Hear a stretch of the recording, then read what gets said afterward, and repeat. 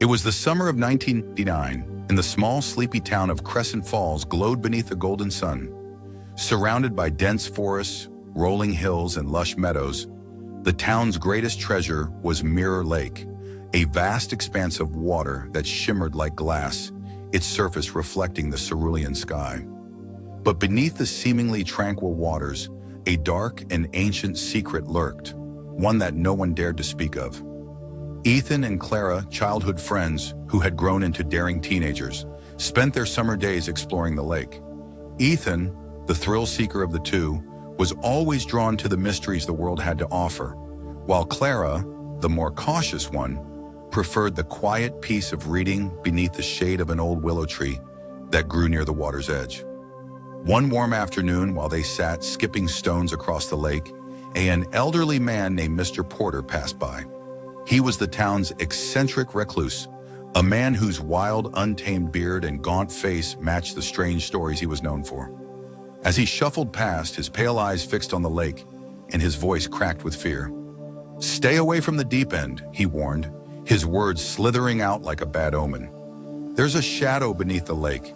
It's been there for years, waiting." Ethan rolled his eyes, chuckling at the old man's paranoia. "Come on, Clara, it's just an old man's ramblings." But Clara's skin prickled with unease. She had always heard the stories about the lake, the disappearances, the strange sightings, the eerie whispers that seemed to travel on the wind.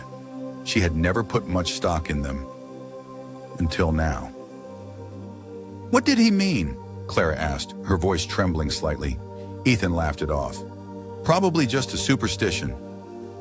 But as they watched Mr. Porter hurry away, a strange feeling settled over them both. Clara didn't know what it was, but she couldn't shake the idea that there was more to the old man's warning than met the eye.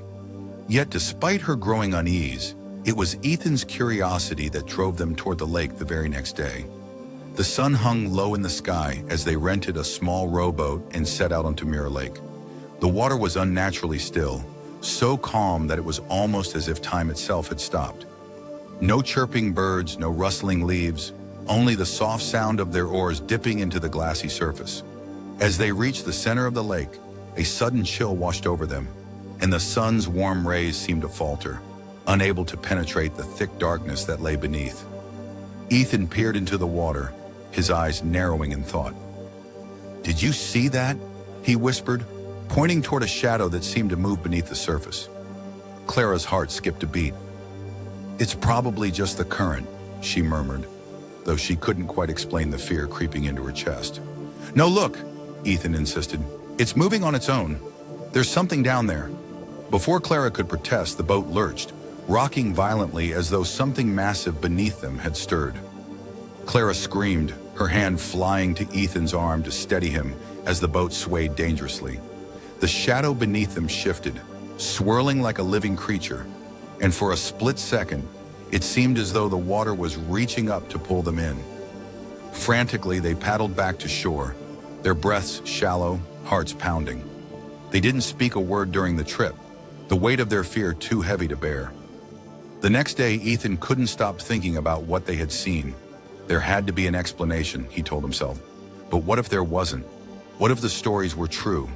His thirst for answers pushed him forward, and he dragged Clara to the town library, where they dug through old newspaper clippings. It didn't take long for them to find an article detailing the mysterious disappearance of a fisherman some 30 years ago. The man had gone out on the lake alone and never returned. His boat had been found capsized, with strange claw-like marks carved deep into the wood, as though something monstrous had torn it apart. "What do you think happened to him?" Clara asked, her voice barely above a whisper. "Maybe he just fell in, or got caught in a storm." But Ethan's mind was already made up. "No way! There's something down there, Clara. Something that's been waiting for decades." That night, under the cover of darkness, Ethan made a bold decision. He snuck out of the house, borrowing a diving suit from his uncle's garage.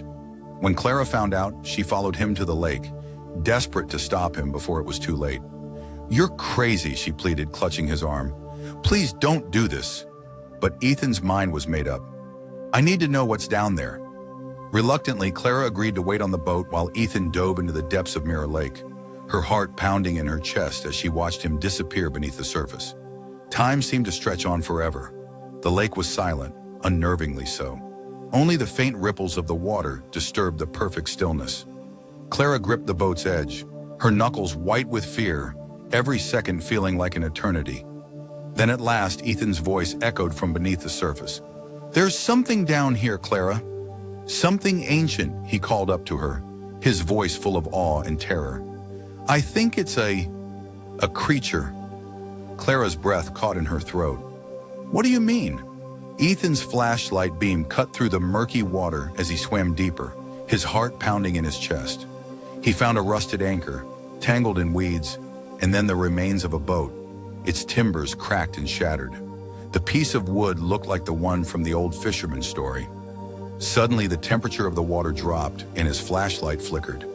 Then the shadow appeared again, vast, undulating, a massive shape that seemed to swirl around him, its presence sending cold dread crawling up his spine. Two glowing yellow eyes pierced the darkness, and a low, guttural growl reverberated in the water. Ethan froze, paralyzed by fear. Above him, Clara noticed bubbles rising violently to the surface. "Ethan!" she screamed, her voice tinged with panic. "What's happening?" Without warning, Ethan shot to the surface, gasping for air. "Row! Row now!" he shouted, his voice trembling with terror. Clara scrambled to row the boat with all her might as Ethan hauled himself back in, his eyes wide with fear. The water behind them began to churn and boil, as if something enormous was rising from the depths. With every ounce of strength, Clara paddled furiously, finally reaching the shore just as a deafening roar split the air.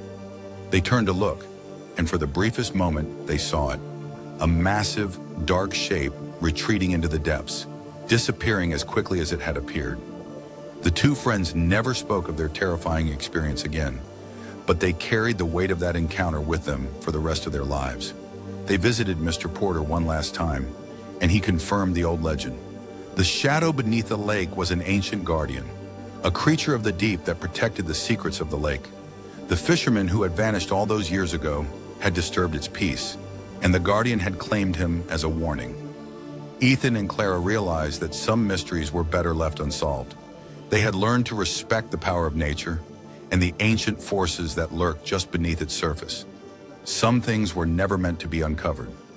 Some shadows were meant to remain hidden forever, and some stories, no matter how tempting, were best left untold. Some mysteries are too dangerous to explore, and the secrets of the world often hold more power than we can comprehend. Please like, share, and subscribe.